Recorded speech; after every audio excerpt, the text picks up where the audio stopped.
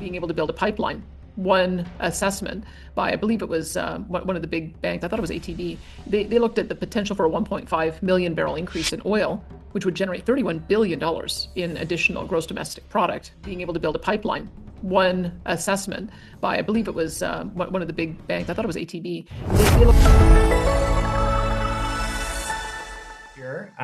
First, thank you those who submitted their questions in advance. We'll start off with those questions and then get to as many as we can possible after that, taking one question per outlet. As well, as you can see, this meeting is being recorded. A copy of that recording and transcript will be shared with you following a roundtable. And you should also be able to see the live transcript, which you can also do a live translation for. If you click more, click show captions, and then you can select your language. Lastly, I'll speak in between each question to let you know who can ask their question now and who will be the next question. Just make sure to turn on your camera when it's your turn to ask your question. And as well, I won't take any more time there. I'll pass it over to the Premier for some opening remarks, and then we'll get into the questions. And for those not in the advanced queue, feel free to use the raise hand function to enter the queue. Great. Well, thanks again, everyone. Thanks for Sam for organizing this. I just want to get as many questions in today as we can before our time is up. So I'll keep my questions my comments very brief, although it has been another busy session in the legislature. In February, we introduced the budget titled Focus on What Matters. In the last 5 years, as you may have heard, Alberta has added to its population 600,000 people. That's the equivalent of a city half the size of Calgary or Edmonton. So to be frank, we do have some catching up to do. We need to build new schools and hospitals, and then of course hire more teachers, nurses, and doctors and other professionals. That's why we've invested in 161 school projects that are now underway across the province. And it's why we're expanding hospitals like the Grey Nuns and Misericordia, Royal Alex in Edmonton, Strathcona. We also have announcements for expansions in Calgary at the Foothills, South Campus, Alberta Children's, and we've completed some work at the Peter Lougheed, as well as various other health infrastructure for acute care, as well as long-term care. In the legislature, we also recently introduced Bill 25, which is the act to remove politics and ideology from the classrooms, because our government believes that schools should be places of learning where students are taught the basics, as well as taught how to think and not what to think, and where diverse viewpoints are presented fairly and without bias. I also recently returned from a short trip to Ottawa last week, where I had a chance to meet with Prime Minister Mark Carney, and I am glad to share that we did make some progress towards reaching an agreement on a West Coast pipeline and carbon pricing that will protect Alberta ratepayers and businesses, and results in hundreds of billions of dollars in new investment in the Alberta and Canadian economies. So although there is still some work left to be done to get to the finish line on the details of that, I am now much more confident that this work will be completed well before Alberta's West Coast pipeline submission to the Major Projects Office, which we intend to do next month. So that is it for my recap. I know you've got other more specific questions, and I'd be happy to answer those. Thank you, Premier. We'll go to our first question. That'll be Gia Song at the Chinese Journal. And then after that, we'll go to Anu from V4U Radio. Gia, feel free to go ahead with your question. Good afternoon, Premier, and good afternoon, everyone. Yeah, my question is, as the government continues to engage with the federal agency on national security matters, how do you plan to balance Alberta's economic interests and transparency with the need of intergovernmental cooperation? Thank you. Well, one thing I would say is that I think that there had been a break in the relationship between Canada and many countries over the previous number of years, whether it was the Middle East, whether it was China, whether it was India, whether it was the United States. And so I'm glad to see that the federal government is repairing those relationships. When it regards China in particular, I would say that one of the things that we're looking at is areas where we can engage in freer trade on products that are of interest to both countries. Not every trade relationship we have is going to be as comprehensive as what we have with the United States and Mexico. Part of that is proximity. It just makes sense that with your closest neighbors, you're going to have a deeper and more integrated market. But what we've found some progress in our engagement with China is on food. So whether it's canola or pork or beef or other food products, all certainly on energy, there's a real interest in seeing more oil as well as gas going, and potentially propane as well going to China. As well, on the returning end, a number of consumer products coming back into Canada. So I think what you'll find is that we'll very likely try to find areas with each country where we can get win-win partnerships and focus on the areas where we can do that kind of expanded trade, and try to stay away from areas that might create concerns from a national security point of view. We do have an obligation as part of the Five Eyes network to be working collaboratively with the other members of that partnership and ensure that certain types of investments are only going to be open to certain nations. And so I think there's a way to be able to balance those two things. Thank you. Yeah. Thanks, Gia. Next, we'll go to Anu from V4U Radio, and then after that, we'll go to Sunny Full from our community. Anu, feel free to go ahead and ask a question. Thank you, Sam, and thank you, Premier, for giving this opportunity. It's always a delight to be in front of you. The topic today is very, very enthralling and very wide, so I'll try to make sure my question is short enough. However, it's all about Albertans, of course, with Albertans expecting immediate solutions on affordability, healthcare, while Alberta simultaneously fights for international market access in agriculture, energy, fair, equitable treatment from Ottawa, of course.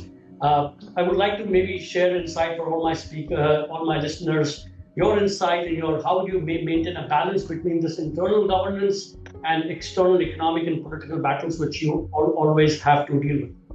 Well, I think they're connected. I think that what you see is that in order for us to have the money that comes in as revenue to the provincial government to spend on healthcare and education, we need to find those revenue sources. And there's two major places we find those revenue sources. One is with the new opening of markets and the doubling of exports around the world, so that we have more of our local businesses that are generating more revenues and more jobs, so that we have more revenue and into the provincial coffers, but also so that we have a growing economy and people feel confident. The other part is the being able to build a pipeline. One assessment by, I believe it was one of the big banks, I thought it was ATB, they looked at the potential for a 1.5 million barrel increase in oil, which would generate $31 billion in additional gross domestic product, of which we would get up to about $10 billion in revenues from royalties and various types of personal income taxes. $10 billion is a lot of money. That's our entire education budget this year. And so being able to add those additional revenues allows us to take care of the priorities for Albertans. That's why we've been fighting so hard to make sure that we can expand our production and expand our markets, because that's the best way we know to generate the revenues to be able to care for people on the things that matter most to them, which have principally been healthcare and education and other infrastructure. Thank you, Anu. We'll go to Sunny from our community, and then after that, we'll go to Lin Wang. Go ahead, Sunny.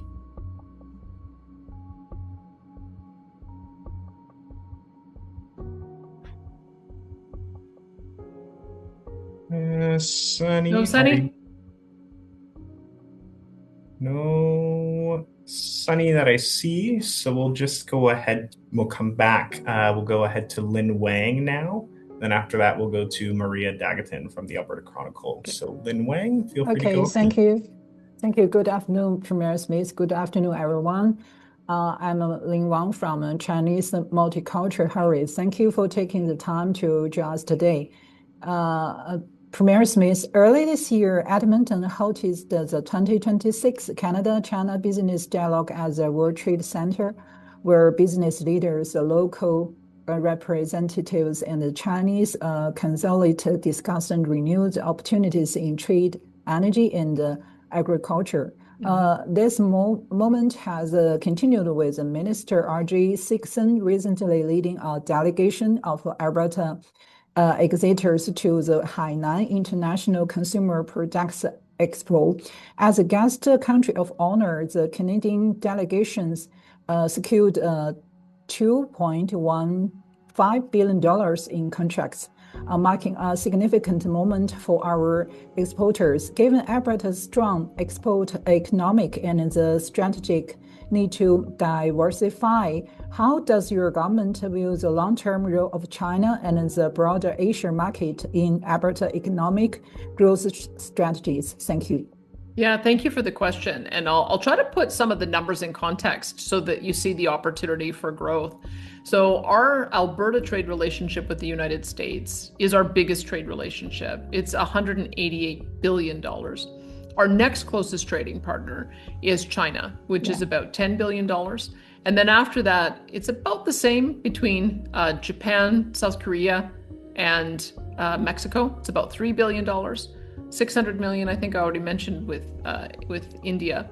And I just recently met with representatives from Indonesia, which is a true success story. A few years ago, we were trading 150 million, and now we're already up to 500 million. So I wanted to put those numbers on the table to see that our aspiration of doubling our exports to other nations other than the United States is it's achievable. When you think about the size of the markets that we're talking about and the value of the product that we have for energy, for food, for fiber. So we also have the ability to export wood. We've got new markets that we're looking for there.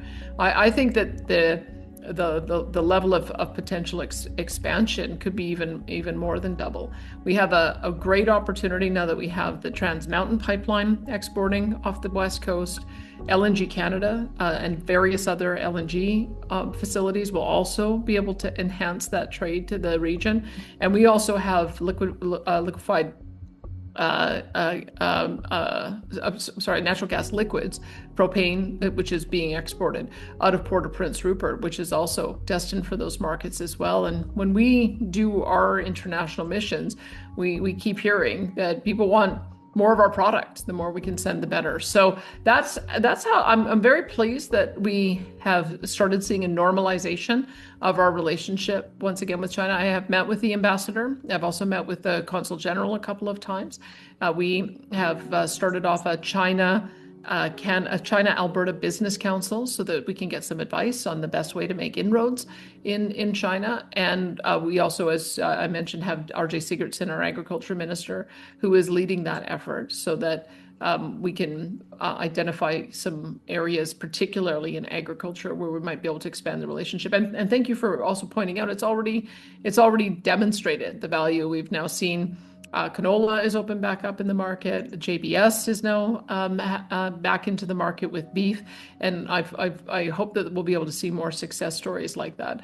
But the way I look at it is that we can do it all. We can have a strong relationship with the United States and maintain that, and we can double our exports to other nations around the world. And when you look at the proximity to Asian markets from where we are in Canada, it just makes sense that our orientation will be towards those Asian markets. It's just easier to get it on a train or on a truck transport to a port, and then it's 8 to 10 days to sail across the water to reach the destinations. I think we have a huge advantage to continue developing those markets. Okay, thank you, Premier. Thank you. Thank you, Lynn. We'll go to Maria Dagaton next, and then after that, we'll go to Yash Sharma. Maria, feel free to go ahead. Thank you, Sam, and good afternoon, Premier Smith, and good afternoon, everyone. My name is Maria Dagatan from Alberta Chronicle, and I'm also representing the Filipino-Canadian community. I had the pleasure of actually meeting you at the lunar celebration, and it's wonderful to talk to you again to discuss important things. So first, let me say thank you for your leadership and for inspiring women like me to become more involved in public service. And Premier, you've said Alberta needs more autonomy, and perhaps it would be, if this gets approved, it would be the largest constitutional change in our history. Many Albertans, especially newcomers and immigrant families, are trying to better understand what Alberta's sovereignty within a united Canada could realistically mean for our future, especially the healthcare system. Based on the January 2026 census, there are over 270,000 non-permanent residents who chose Alberta to be their new home. Many of us work in healthcare and directly support the system every day. Being part of the community, I care deeply also about how these potential changes may affect families as well, especially those who are in low-income sector. I also understand the pressures on the healthcare system and the importance of making it accessible to people who truly need it. One of the upcoming referendum ideas that you mentioned, potentially charging reasonable healthcare fees or premiums to non-permanent residents. And at the same time, these families are also contributing through taxes, essential work, and other public services. My question is, how do you balance this proposal with the core principles of universal healthcare and compassion for vulnerable residents who are also building their lives here in Alberta? Thank you so much, Premier. I really appreciate the response. Thank you for that. Well, one of the things that we discovered, and historically, when we had guest workers, the idea that guest workers would come, they would earn an income that they would be able to take back home to help their families, and we would generate additional tax revenue. I think things got out of balance when we started looking at the number of services that temporary workers now receive compared to the tax revenues generated. So we calculated in the year we were looking at $150 million worth of tax revenues, but $1 billion or more in costs associated with healthcare, education, and other social services. And I think that is what's causing some of the frustration and some of the pressure on our social services. So we're asking Albertans if they agree that we should move to the kind of system that there is around the world, where when somebody is here as a guest worker, they have to pay for their own services. And when someone makes a permanent commitment to be in Canada, either through becoming a permanent resident or ultimately becoming a citizen, then they get the same services as anyone else. It's that question of, are you here temporarily or are you here permanently? That's the question that we're asking, is that should there be a difference between the two? And as you've seen, the federal government has already moved in this direction. They've already started charging user fees to those who are awaiting a judgment on their asylum claim. And they have also confirmed that guest workers who come to Canada should be prepared to pay for their own health care. So that's what we're putting forward, because it's a bit of a change in policy. It's a change in practice from what we've seen in recent years. And we want to make sure that Albertans are on board with going in that direction. But more broadly, when it comes to healthcare, we've got a memorandum of understanding with the Philippines so that we can have nurses who are trained come here, do a bridge program, and then be able to work in our system, and then either stay if they go through that permanent resident path, or take the knowledge and skills they have and return home. I have other countries that are interested in trying to pursue a similar type of arrangement that we have with the Philippines, and I think those are really wonderful partnerships to be able to have. We also are investing in healthcare. I'd mentioned the investment in hospitals, in urgent care centers. We also have a $400 million announcement that we made to build, I think it was 1,100 new spaces for continuing care. I know many members of the Filipino community work in long-term care facilities as well as in our hospitals. So that will also create more opportunity for those kinds of creative partnerships and supports. And we are also seeing a large number of healthcare professionals who are choosing to find their way to Alberta. We've seen an increase in 21% increase in physicians practicing here. We've seen a 21% increase in registered nurses, a 79% increase in nurse practitioners. We've also seen a 19% increase in licensed practical nurses and a 36% increase in healthcare aides. So you can see that Alberta is an attractive place to be, but we also need those additional workers because we've got a growing population. We also have a number of primary care providers that are now accepting new patients because of some of the funding models that we changed. 218 physicians in Edmonton area and 19 nurse practitioners, I think 800 across all of Alberta. So I think that there's room for us to make sure that we've got an immigration policy that is targeted to the kind of workers that are needed in the Alberta economy, and also create a pathway to permanent residence and citizenship for those who want to stay and invest in the province, but also gives a good income and good education for those who want to stay temporarily and then return home. There's different pathways for different people, and we want to be able to support them in both. Thank you. Thank you so much, Premier. Thank you very much. Thank you. We'll go to Yash Sharma next, and then after that, we'll go to Sunnyful. Yash, feel free to go ahead with your question. Honourable Premier, gas prices are through the roof. Federal government has already taken away their component. So when provincial tax would be taken off? Well, I can tell you, I know that the federal government took the tax off, but I don't know how many people saw a change at the pump. It seems like it was still high. And that's one of the problems that we have with the conflict in the Strait of Hormuz. The real relief in taxes is going to come when that conflict is resolved. And I think we're all hoping that it gets resolved very quickly. It certainly hasn't been fast enough to be able to have an impact at the pumps.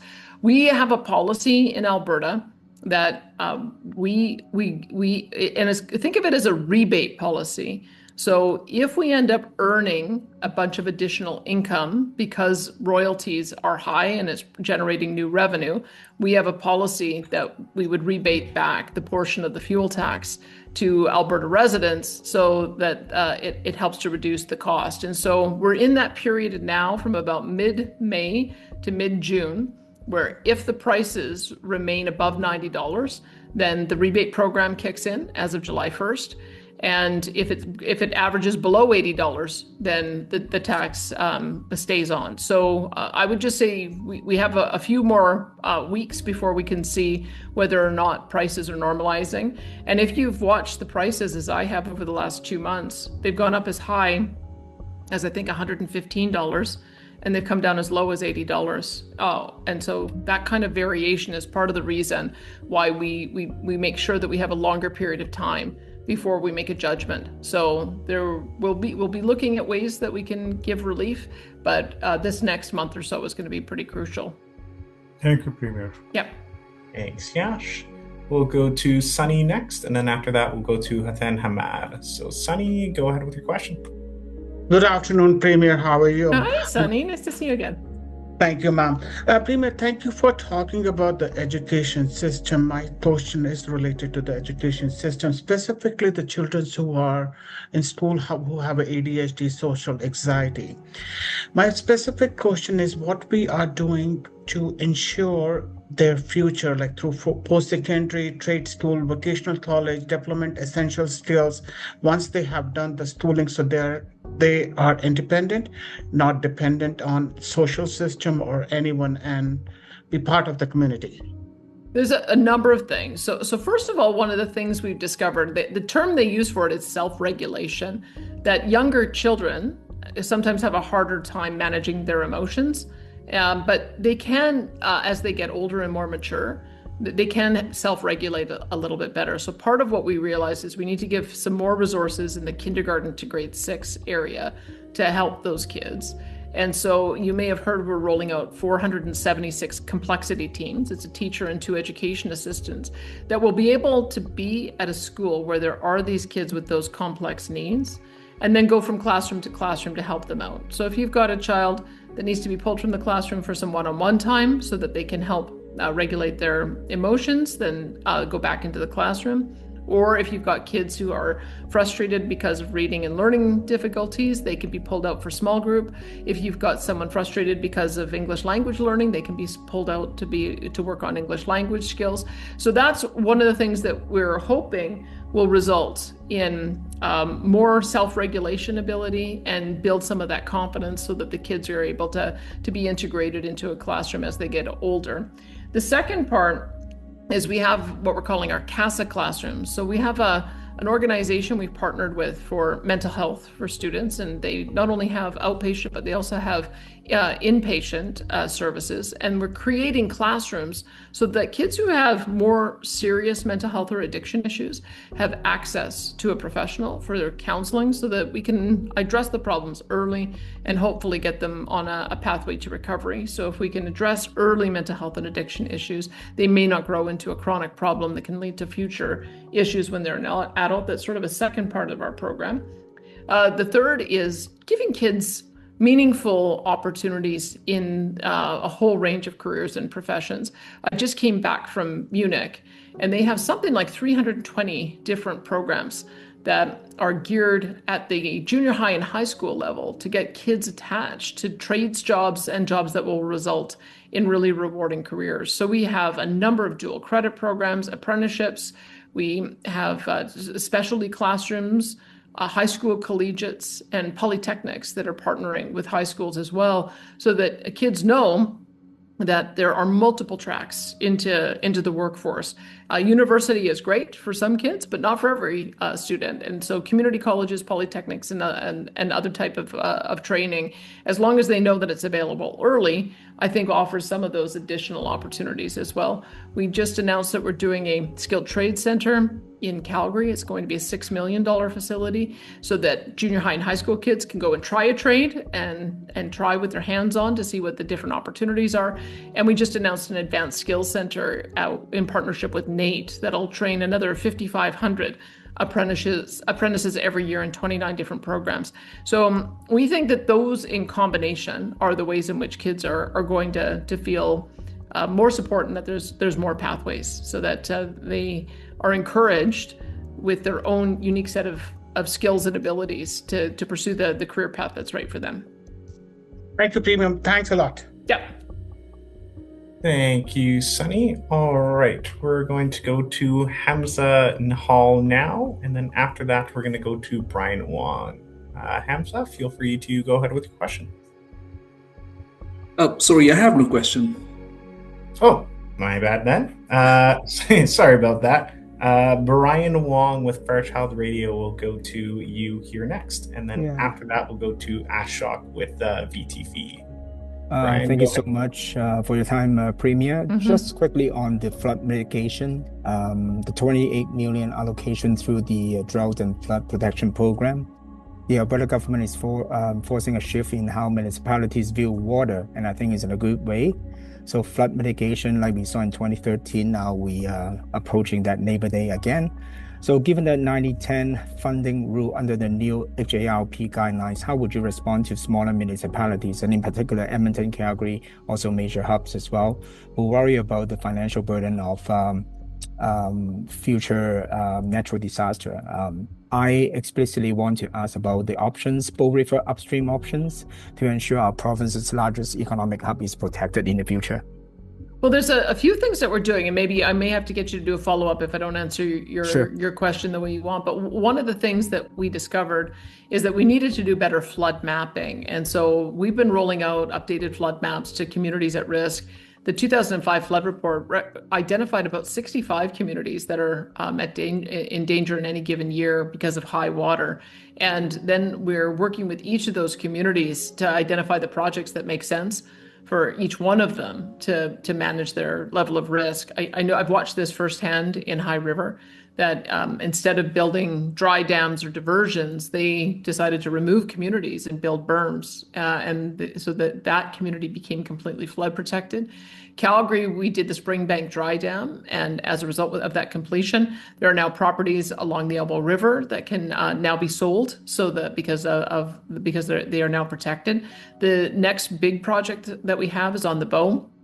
And so we're looking at an expanded reservoir for an expanded management for the Ghost River, which will not only help Calgary, but all of the rivers or all of the communities downstream of that. There are additional flooding issues that we have related to ice jams every April. As the ice is clearing up, we're worried about communities in northern Alberta, so we were watching that very closely. But each community needs a different tailored solution to them. One of the issues is just not building in floodplains. If you don't build in floodplains, then the water has somewhere to go when it gets higher. And that's why all of that flood mapping is really the first line of defense, and then figuring out berms and diversions as well as sort of the second line of defense. And we want to partner with the municipalities to make sure that we're identifying those issues and providing them the information that we need. So they should be encouraged by the fact that we want to be able to partner with them. We've had a lot of success with fire smarting communities. We've taken a very similar approach on fire in identifying what the risk is, and then developing strategies for clearing away any of the additional material that could potentially cause a community to be at risk if a fire came close. But it's just sort of an ongoing management issue. Every single year when we get into April, it's hazard season. And whether it's fires or floods or tornadoes or some other hazard, Alberta is a very big place, and we know that each year there's going to be some community that needs the provincial support. So we want to make sure that if there is an issue that overwhelms a municipality, we're stepping in right away to help.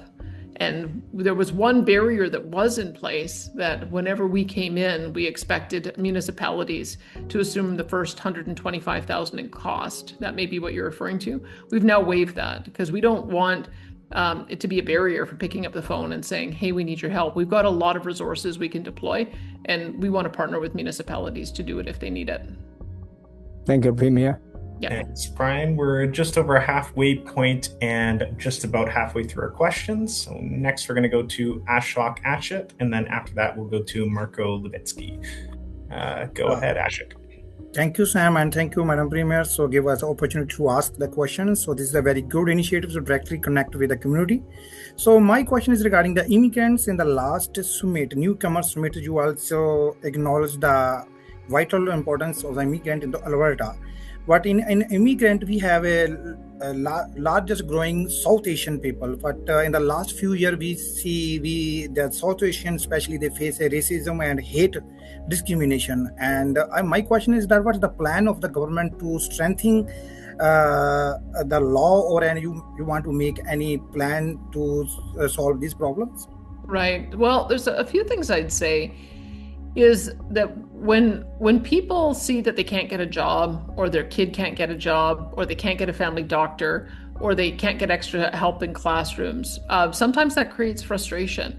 And we have to make sure that none of our systems get overburdened. And I think even the federal government agreed that they had gone too far in bringing in too many temporary migrants into the country. Because immigration is only one stream, remember. We also have temporary workers, we've got international students, there are asylum seekers, there's family reunification. And we're glad to see that the Mark Carney government has begun to put caps on all of those programs so that we can balance the number of newcomers with the ability of our economy and our social systems to absorb it. And I think that will go a long way in reducing some of the frustration that has begun to boil over in recent years. So I think just making sure that we have a good match is the starting point. But we also have a number of different councils. We've got our Multicultural Council that advises me on issues. We also, and one of the nice things about that is they like starting off their meetings singing "O Canada," because I think that's one of the things that is foundational for all of us, is that when people come and want to build a permanent life in Alberta or Canada, then they have to embrace the new communities that they're in, and they have to start they have to start taking part in those traditions. So I'm glad to see that the groups that are giving us advice are feeling so strongly about that.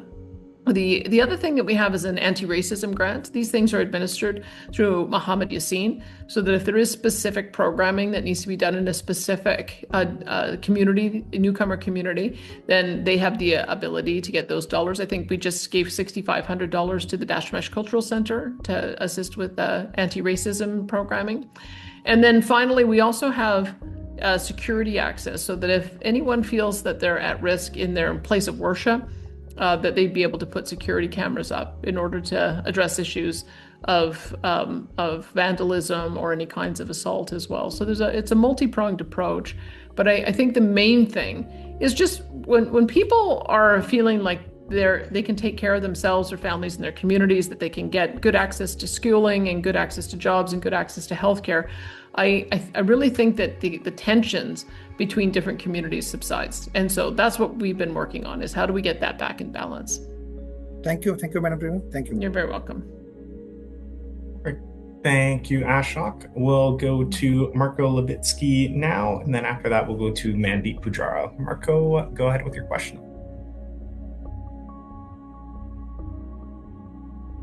And you just have to unmute yourself, Marco.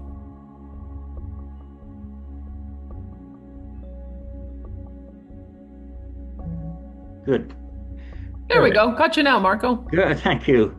Good afternoon, Premier. On May 6th, Disinfo Watch, an agency founded by Marcus Kolga, to monitor and analyze foreign disinformation targeting Canada, published a 42-page report entitled Decision-Making and National Unity Under Threat, Foreign Interference, Cognitive Sovereignty, and the Alberta Referendum, which identified the extensive pro-separatist disinformation being widely distributed by Russia, the United States, and economic opportunists using AI. Are you familiar with this report? And does your government plan to take any action to counter this threat to our democratic process? Yes, sorry, you froze a bit at the end, but I think I got the gist of it.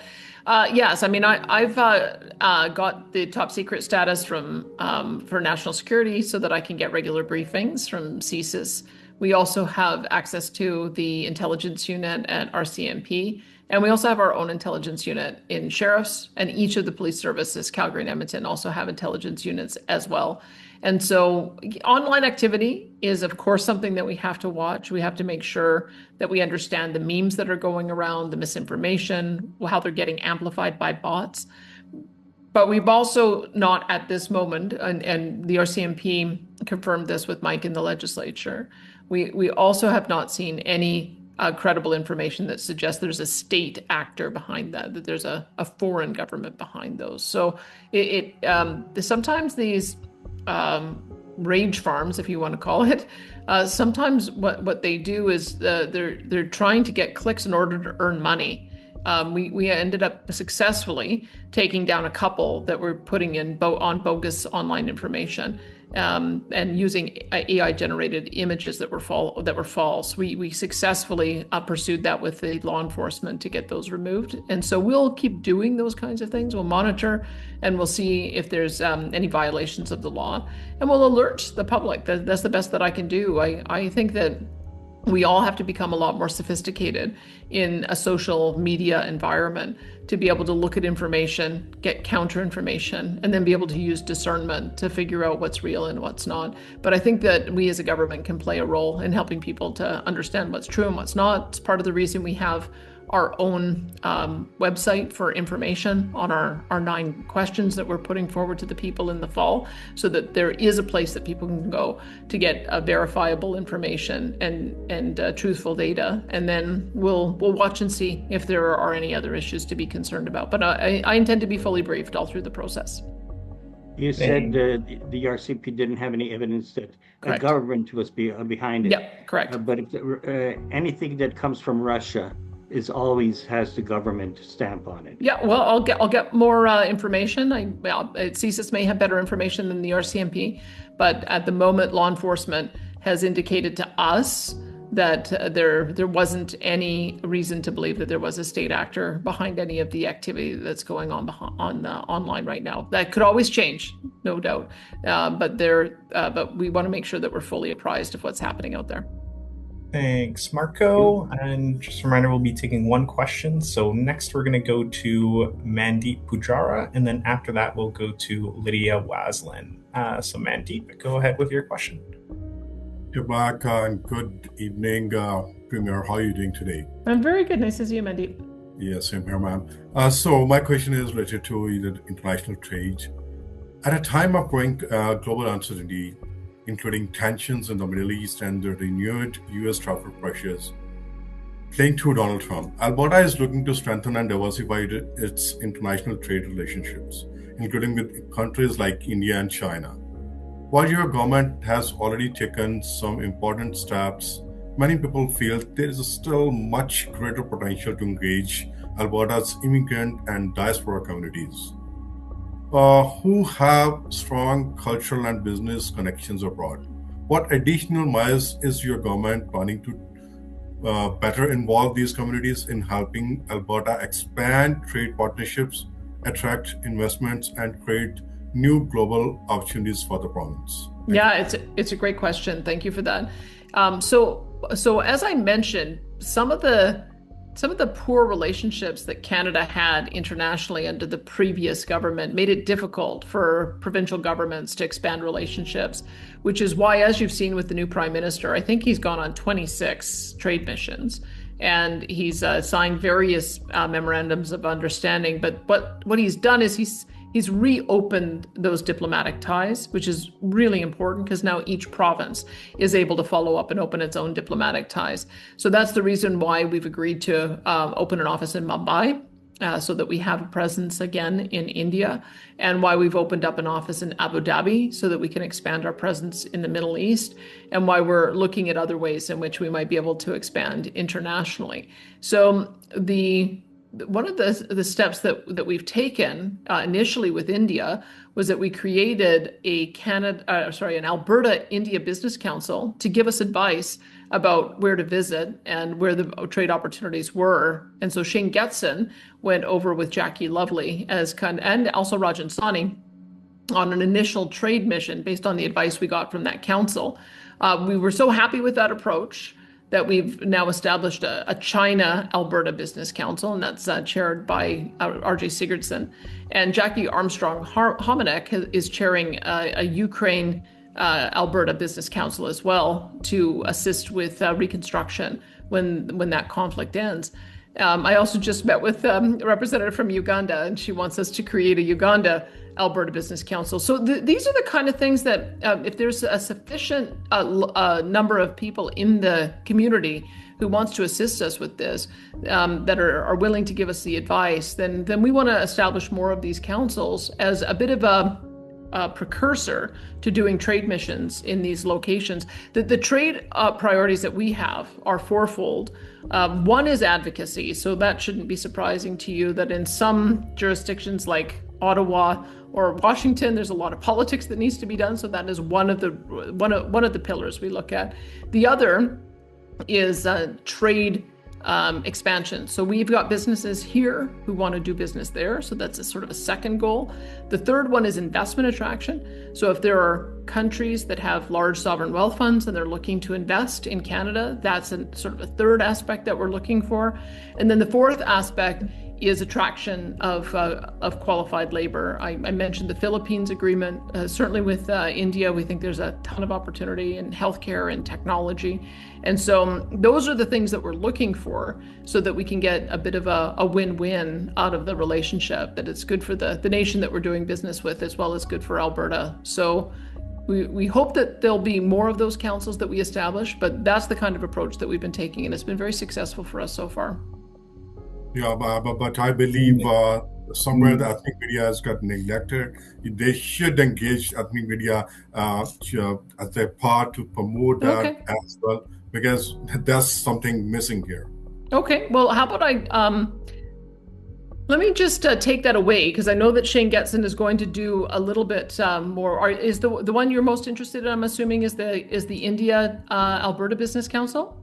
Mm-hmm. Absolutely. Yeah. So let me see if I can take that away and see if I can get Shane Getson or Rajan Sani or Jackie Lovely, who were on that trade mission, to do some media. Sam, can you take that away to see if we can get some follow up on that? It's not been that long since they came back, and they really had a terrific trip. And so I think that's a good advice to get them to perhaps do a roundtable with some of the representatives from the Indian news sources that we have on this call. Yeah, that can help to build the momentum, actually. Great idea. Yeah. Thank you, Mandeep. We've got about just under 10 minutes left. We're going to go to our next question, which is Lydia Waslin. And then after that, we'll go to Sam Nomura. Lydia, feel free to go ahead with your question. Thank you for your time, Premier. Yeah. During the April 2nd roundtable that we had with Minister Joseph Scow, he was asked if your government will amend the referendum questions regarding immigration. And he said, and I quote, "No, we will not, but I can say when it goes for those already here, we're not going to be pulling out the rug from under them," end quote. So please confirm whether your government is indeed going to approve the current temporary residents who are legally in Alberta, and will your government assist them to secure a pathway to permanent residency, keeping in mind that these individuals have embraced the Canadian way of life. They are working, ensuring their children are speaking English, and they're paying income taxes, property taxes, just like any other Canadian citizen or permanent resident. Yeah, so we would love to create more pathways for permanent residents for those who want that, because I think that that's the key, is that once you've made the commitment to commit to Alberta and Canada as your new home, you're entitled to the same programs as a Canadian citizen. The complexity that we have with our federal government is they don't give us enough allocation to elevate those who are temporary into permanent status. We started at about 6,000. They increased us to 10,000. They reduced it back to 5,000, and now they've just increased it again to 6,700. Yet we've got 40,000 people who are in the queue wanting to be considered for permanent residency. I raised this with the Prime Minister. I said, I hope that you'll work with us to bring that number up. I personally think it should be more like 30,000 is what we should be having for economic migrants that Alberta chooses as a pathway to permanent residence. And if we have that large allocation, then we'll be able to clear the backlog and be able to offer permanent status to more of those residents, which will allow them to be entitled to the same programs as Canadian citizens. So the answer on that is yes. And that's part of the reason why we need that mandate, is so we can negotiate agreement very similar to the one that Quebec has. When it comes to temporary workers, our intention, I mean, I'll see what the result of the ballot is. But I think I think I mentioned this, you've already seen that the federal government is beginning to charge fees to those who are here temporarily or under asylum, so as a way of defraying some of the costs. And so we would be looking at creating a new program so that when newcomers, temporary residents come, that if they want government insurance, we'll offer some kind of pay for service, as they do in other jurisdictions, or they can get some of the global international insurances that are available. I was looking into what a Canadian citizen, for instance, would pay if they were a temporary worker in Australia, and it's about $200 per month. The UK does something similar. They cover a portion of the cost, but not all of it. So we would be, just so you know the numbers that we're looking at, that would be what would be comparable to what we see in other jurisdictions that operate a little bit like ours. But is there anything else in particular that you're concerned about? Because yes, we want to find a pathway to those who want to be here permanently so they can get the same treatment as Canadian citizens. But we also believe that those who are only here temporarily, that it's only fair that they pay a portion of their costs. Well, I guess I'm most concerned about the ones that I'm most familiar with, which are the evacuees from Ukraine who've arrived in Canada. And based on what I have seen in the community and seen overall, these individuals have integrated themselves into Canadian society in an exemplary fashion. And vast majority, if not pretty much all of them, are employed and paying taxes. So it's not like they're getting a free ride of any kind. So it is somewhat concerning to suggest that they would still have to pay for the things that other taxpayers receive as a benefit from working and paying taxes in Canada. I suppose one of the flip sides would be, like, if they're going to have to pay for these services, they're also going to be relieved of their responsibility to pay taxes. Because I guess it's a matter of matching. So keep in mind that if you've got a child in childcare, it's $12,000 per child per year. If you've got a child in K-12 education, it's $13,284 per child per year. If they're in university, it can be anywhere from $15,000 to $55,000 that is subsidized by taxpayers. A typical person uses about $7,200 per year in healthcare. So as you can see, if you're stacking these up, pretty soon you get to a point where the services that you're drawing far exceed the revenues that are generated through tax dollars. And that's why it's important. That the same? But that would be virtually the same for any resident in Canada or citizen. That's why if you're here temporarily, that's why we treat permanent residents and citizens the same way, because if you've decided that you're going to be permanent, you're making a 40-year commitment to be a taxpayer. If you're only here, and you'll be able to, ultimately it will balance it out. But if you're only here temporarily, that's where the imbalance is coming in. And that's why we need to have a different approach. So we'll certainly be in touch with you and other members of the community, depending on how the vote ends up going. But on a go forward, we want to make sure it's clear to everyone. I can tell you that we station our staff around the world in different locations. And I can tell you their governments don't pay for the kids' education when they take their kids with them. We, as the sponsoring government and employer, have to pay for those services. So I think that we just have to make sure that we've got the right balance on a number of those programs, and perhaps it's the federal government who should be the ones who are responsible for paying a portion of those costs where we end up with a shortfall. That's going to be the conversation that we're going to have in the new year or after the vote, because it's just not sustainable. We can't have revenues of $150 million being paid, but $1 billion worth of costs. That ends up creating, I think, a bit of a backlash on the part of taxpayers, and we've got to make sure those numbers are better balanced. Thank you, Lydia. You for your time. We're almost at time here. It looks like we have time for 2 more quick questions. We're going to go to Sam Nomura next, and then after that, we'll likely end with a question from Giuseppe Marconi. Sam, go ahead with your question. Thanks, Sam, and hi, Premier. Hey. Quick questions. If you remember back in the days in the 90s, one of the main reasons for Alberta boom back then is the failed referendum in Quebec.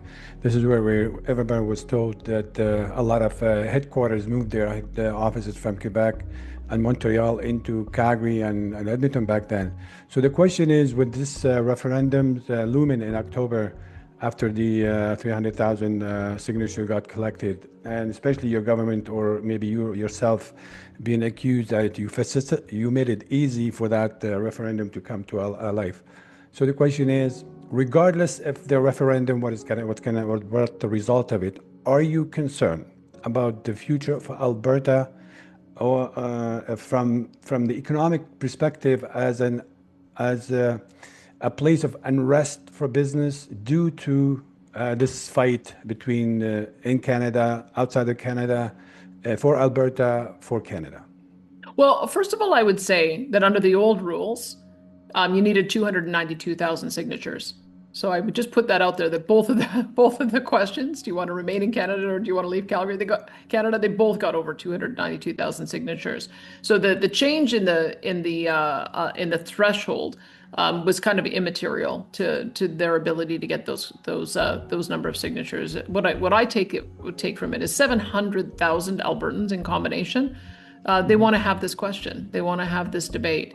And so we are waiting for a couple of things. We have the proponent of the Forever Canada petition, who initially started out saying he wanted a referendum. And he was very clear about that. He wanted a referendum to block the other one. And then as soon as he got the signatures, he said he didn't want a referendum anymore. So we're having to put that to a parliamentary committee to figure out, do we go to a vote or not? The other one, we're waiting to see what the court has to say about the wording of that question, to see whether there's any problems with it. And they're waiting on validating the signatures until they have that affirmed. So that would be the second part that we're waiting for. But what we've done is we've said that there's another way. I mean, there's a group of people who say, remain in Canada no matter how Canada treats us. That just is the way Canada works, and suck it up. And I don't believe that's the right answer. There's another group that says we need a divorce. Canada doesn't work. I don't think that's the right answer. The way I've put it is, I think we need couples counseling. We need to work on this relationship, and that's what I'm doing. That's why I put forward 9 questions about how I think we can rebalance the roles within Confederation and address some of the pressure points on the Constitution and how our country works, but also on immigration. And also, I'm working with Mark Carney to land this MOU so that we can work in partnership to build a new pipeline to the West Coast, so that we can solve some of our economic problems and also some of our revenue problems, and also demonstrate that the country works again. So that's what I think we need to do to bring people confidence that that Canada is going to work for Alberta, is to just prove it every day, identify the issues, take them seriously, and then work through them one by one, and just try to convince our fellow Albertans that Canada is worth fighting for. That's what my approach has been, and that's what I'm going to continue to do. Thank you, Sam. Thanks, Sam. And we have time for one more quick question before we hit time. For those who didn't get to your question, please feel free to email those along to me as well. Our team will pass along my correct contact info. So we'll go to Giuseppe Marconi for our last question. Go ahead, Giuseppe.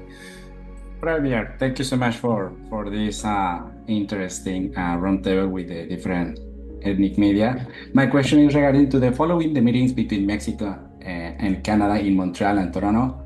Does the Alberta government plan to foster partnership with Latin America in the oil and gas sector? They have something start working with that? That's a great question. So we've got an office in Mexico City that is our entry point into Central and South America. And I just did a trade mission to Mexico, which was very successful. We met with members of government, and it resulted in Pemex coming to Alberta to learn some of the techniques that we have so that we could work together collaboratively on some of those technologies. They were quite interested in geothermal and lithium and some of our drilling techniques.